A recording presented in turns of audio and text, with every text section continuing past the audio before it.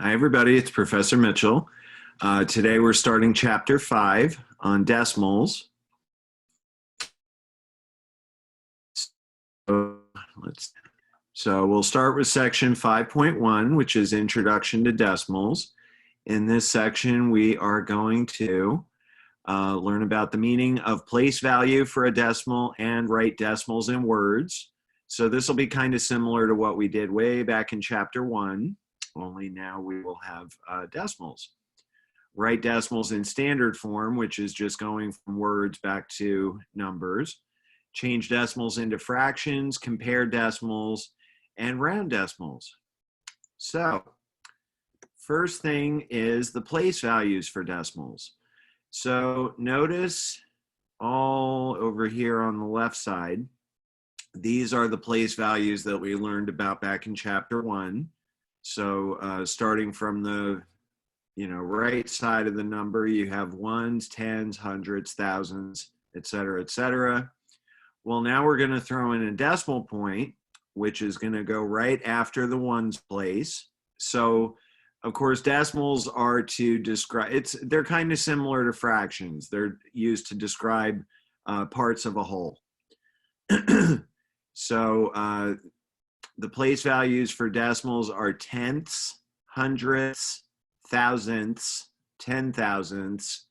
So notice it's the same names that we use for the whole number place values. We just add a th at the end, starting with tenths. Okay, so when you're asked to write a decimal in words, you're going to start with the whole number part. The whole number part is going to come before the word and. You may remember in Chapter 1, we said that we're not going to use the word and when we write whole numbers in words because we were saving that for decimals. So that's happening now. We're going to use the word and for the decimal point. And then when you go to the right side of the decimal point, you're going to have your decimal part. You're going to write the decimal part in words as if it were a whole number, followed by the place value of the last digit. And just like with everything else, this will make a lot more sense when you see an example. So starting with this thing, which I am not going to read because that would give away the answer. You're going to start with the whole number part, which is 143. Use and for the decimal point, so it's going to go 143 and. All right, now let's look at this thing. Remember how the place values go for decimals. The first place value after the decimal point is tenths, then it goes hundredths, and then thousandths. So since thousandths lines up with the last digit, we're going to read this decimal part as 56 thousandths. So the entire number is read 143 and 56 thousandths. And of course, please feel free to pause this video whenever you need a minute to think or to write something down or to write down a question. If, whenever questions pop up, write them down. If you're one of my students, or even if you're not, if you're one of my students, you can email me your questions. And if you're not one of my students, you can leave a question in the comments. All right, so here are a few more examples. At any time when you see an example that you think you might know how to do based on examples we've done before, again, please, I want to encourage you to pause the video and try to do them yourself before we go over them, okay? Now, letter A here is a little different because it has a 0 for the whole number part. Whenever there's a 0 for the whole number part, you just skip it. You don't write the whole number part. You don't write the word and for the you just write the small part. Here we have hundredths lines up with last digit. We're just going to write this as 6 hundredths. Okay, not 0 and 6 hundredths. You can just write 6 hundredths. Okay. Next, we have this number. Notice this is a negative number. So if I took away the decimal point, you would know how to write this. This is negative 124. So since we now have a decimal attached to it, we're going to write it as negative 124 and 52 hundredths, right? Because this is the tenths place, this is the hundredths place. Since the hundredths place is the last digit, you write that as 52 hundredths. And then the last one, letter C. Again, it starts with a 0, so we're only going to write the decimal part. Now this is a longer decimal, okay, so we need to think carefully about our place values. This is tenths, hundredths, thousandths. This is 10 thousandths. So we're going to read this as if it were a whole number, 829 10 thousandths.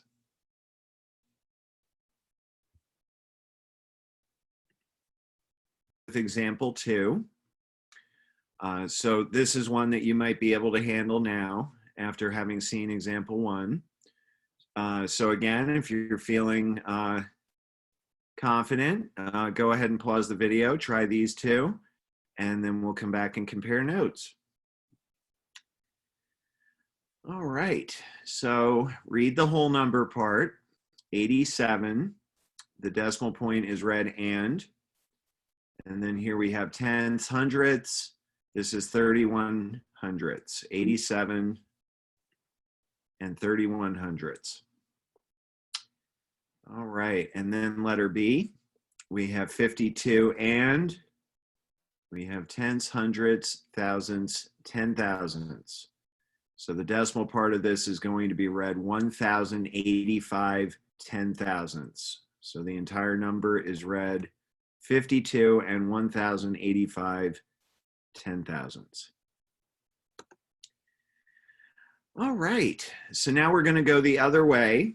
We're going to take a decimal that's written in words and write it in standard form. So using, your digits 0 through 9, write it as an actual number.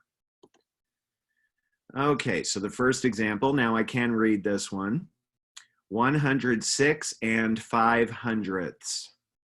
Okay. So what might be helpful is to look for the word and, because you know that's going to be the decimal point. The part before the word and is the whole number part. So that's going to be 106 point. Now be careful with this part. Notice it says 5 hundredths. Hundredths is the second place value after the decimal point. And since we're just putting the number 5 in there, you have to put a 0 before the 5. Look like this, okay? If you just put 106.5, that wouldn't be 5 hundredths, that would be 5 tenths, right? Because this place value is tenths, this place value is hundredths. All right. Okay, so here we go. Same kind of example. This one, letter A, is very, very similar to the one we just did, right? Okay, so here's the word and. The part before and is 12. You know how to write 12. 12 point, is it going to be 12.6? No, it's going to be 12.06 because, again, it's 6 hundredths. It is not 6 tenths. So it's going to look like that. All right, and then 54 and 72 thousandths. What's that going to look like? Well, you know what 54 looks like, so that's going to be 54 point. All right. Where does thousandths go? How many places after the decimal point? It goes tenths, hundredths, and then thousandths. Okay. So I have 3 spaces to fill up with that 72, which means I need to put a 0 before the 72. It's going to look like this. Okay, so now we're getting into writing decimals as fractions. Writing decimals as fractions is actually really easy. As long as you remember what does 1/10 look like as a fraction, it's just 1 over 10.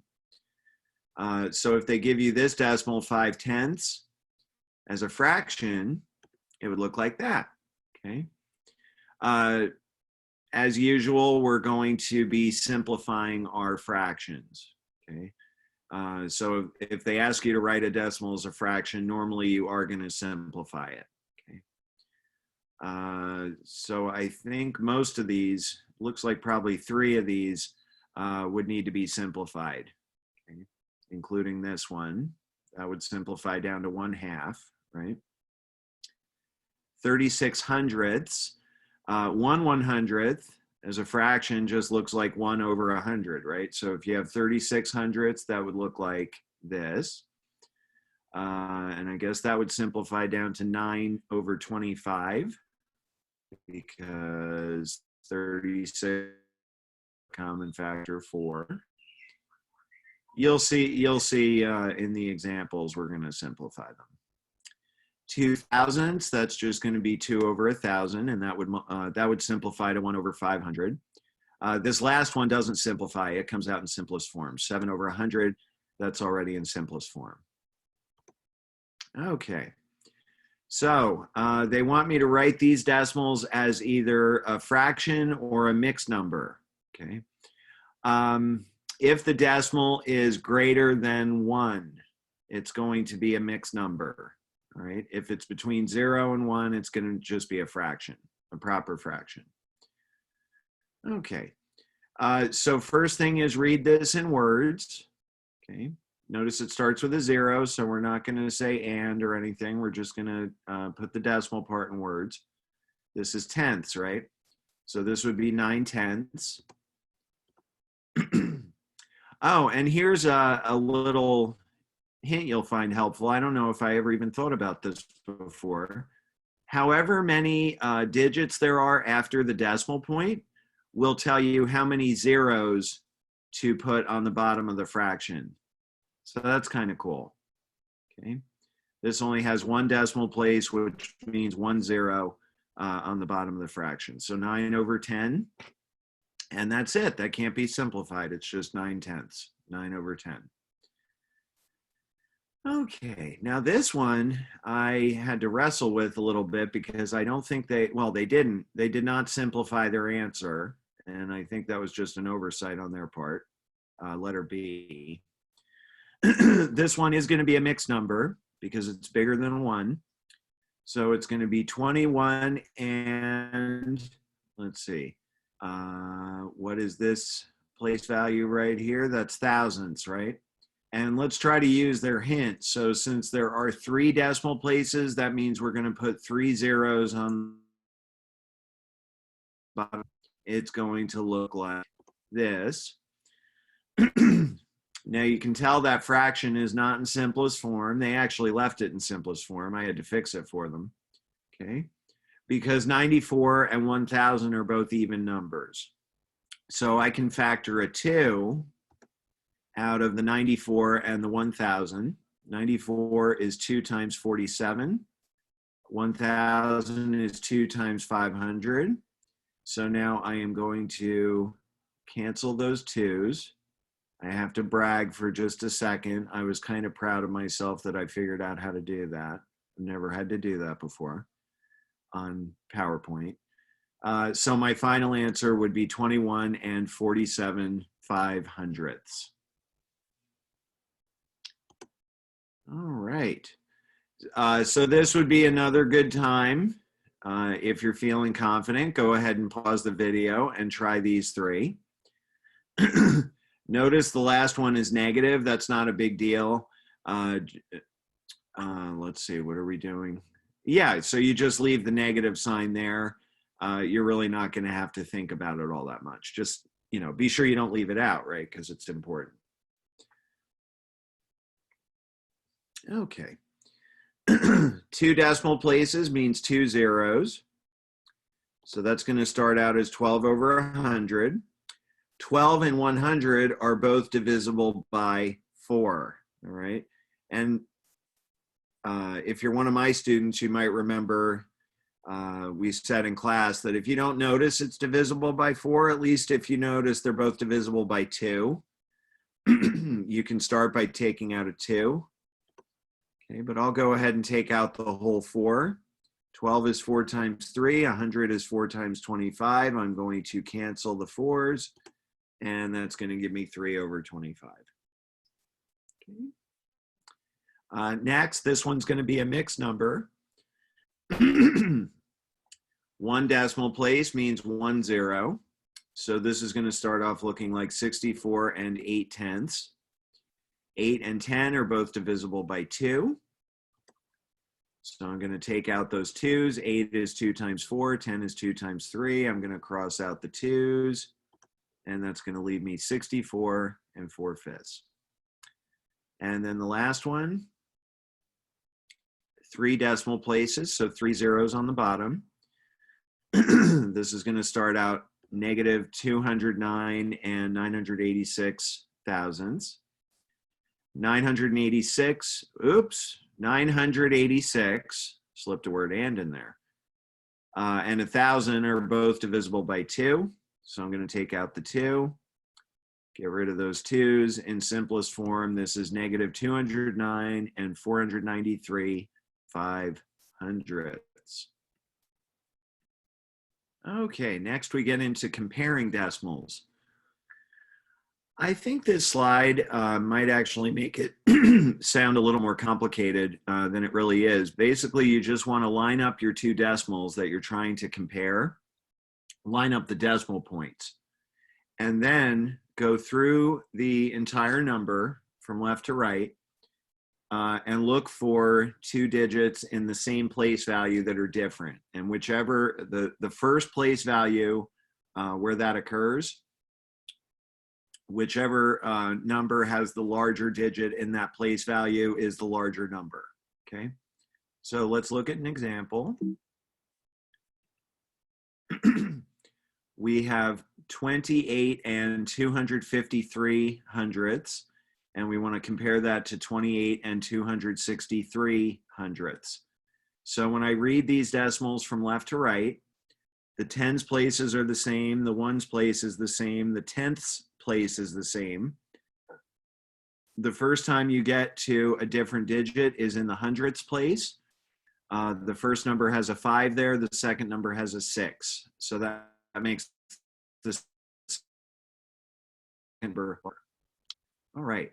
If your 2 numbers have a different number of decimal places, then what you can do is take the one that has the lesser number of decimal places and tack on some zeros until the decimal parts are the same length.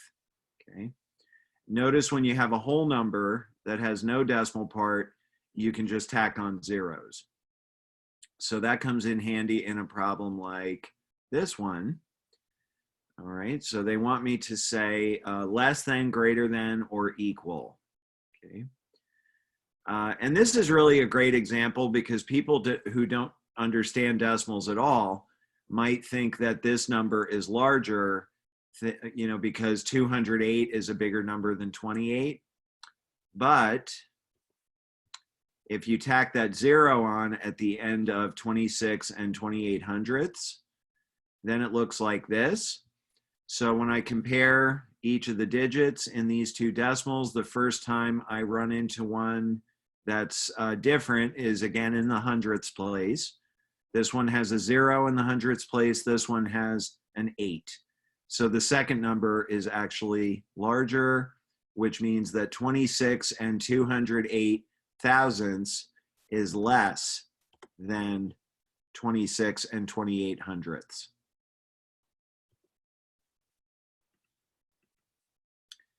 All right, so here's another example. Feel free to pause the video if you want to try this one. So again, we have 2 numbers that have a different number of decimal places. So it might be a good idea to put a 0 on the end of this one. And now we'll go through, we'll compare digits, and the first time I get to a digit that's different is in the tenths place. Since 1 is larger than 0, that means that 12 hundredths is greater than 26 thousandths.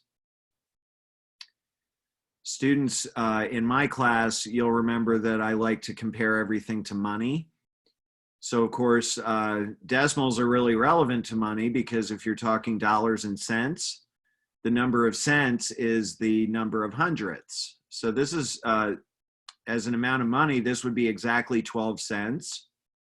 This would be somewhere between 2 cents and 3 cents, okay? It's not too often that you see amounts of money that go down any further than hundredths. One example I can think of off the top of my head is at the gas station. They tend to always put a 9 in the thousandths place, and I think that's because they're trying, it's like a little psychological trick. They're trying to make you think that the gas is a little cheaper than it really is. So, you know, anytime that you can use a money analogy, I think that makes things easier to understand. Okay.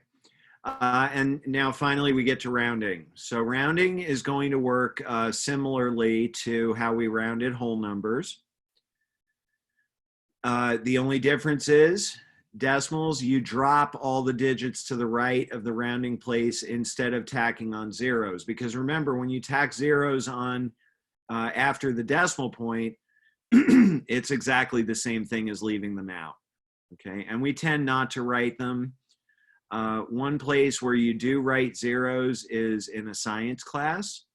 If you're trying to indicate a certain amount of accuracy, you'll put possibly 1 or 2 extra zeros on the end of your number. Okay, we don't have to get into that right now. So if you were trying to round 63 and 782 thousandths to the nearest hundredth, what you do is first find the hundredths place, which is the 8. Then look at the very next digit. If that digit is 0 through 4, then you drop that digit and all the digits to the right of that. Okay. But if it's 5 through 9, then you drop that digit and all the digits to the right, and you add 1 to the digit that's in the place that you're trying to round to. Okay, so for example, this number rounded to the nearest hundredth. Since 8 is in the hundredths place, I look at the 2. Because it's 0 through 4, I just drop it and leave the 8 as an 8. Okay. All right, so here are those steps, sort of written out a little more officially. First, locate the digit to the right of the given place value. If that digit is 5 or greater, add 1 to the digit in the given place value and drop all the digits to the right of the given place value. However, if that digit is less than 5, 0 through 4, then just drop that digit and all the digits to the right and leave the digit in the given decimal place the way it is. Okay. All right, so here we have 326 and 4,386 ten thousandths. They want me to round that to the nearest tenth. So here is the tenths place, the 4. Since the next digit is a 3, which is less than 5, I'm just going to ignore all these digits and just keep 326 and 4 tenths. Okay. All right, here's one for you to try.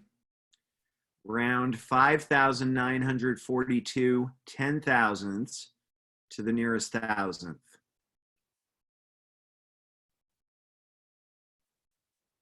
Okay, so here is the thousandths place, the 4. Since the next digit is less than 5, I'm going to just drop that digit. Okay, so to the nearest thousandth, that number rounds to 594 thousandths. All right, and then speaking of money, here are a couple of examples with money. So as I mentioned before, cents are hundredths, okay? So when they tell you to round an amount of money to the nearest cent, that's the same thing as rounding the number to the nearest hundredth. So here is 6 in the hundredths place. Finally, we have a digit that is 5 or bigger. So I'm going to drop this digit and I'm going to add 1 to the 6. So to the nearest cent, this would be 7 cents. Okay. All right, and then the last example, if an aquarium costs $245.69, we're gonna round this price to the nearest dollar, okay? So just like cents are hundredths, dollars are whole numbers. So to the nearest one, the nearest whole number, okay? So here's the ones place. The next digit is a 6, which is 5 or bigger. So I'm going to drop all the cents and I'm going to add 1 to the 5. To the nearest dollar, this would be $246. Okay, and actually there is one more example. Water bills in Mexia, I guess that's some made up country, are always rounded to the nearest dollar. They want me to round a water bill of $24.62 to the nearest dollar, okay? So again, rounding to the nearest whole dollar means rounding to the ones place. Since the ones place is a 4 and the next digit is 6, which is 5 or bigger, I'm going to drop all my cents and add 1 to the 4. So to the nearest dollar, this would be $25. And that's the end of section 5.1.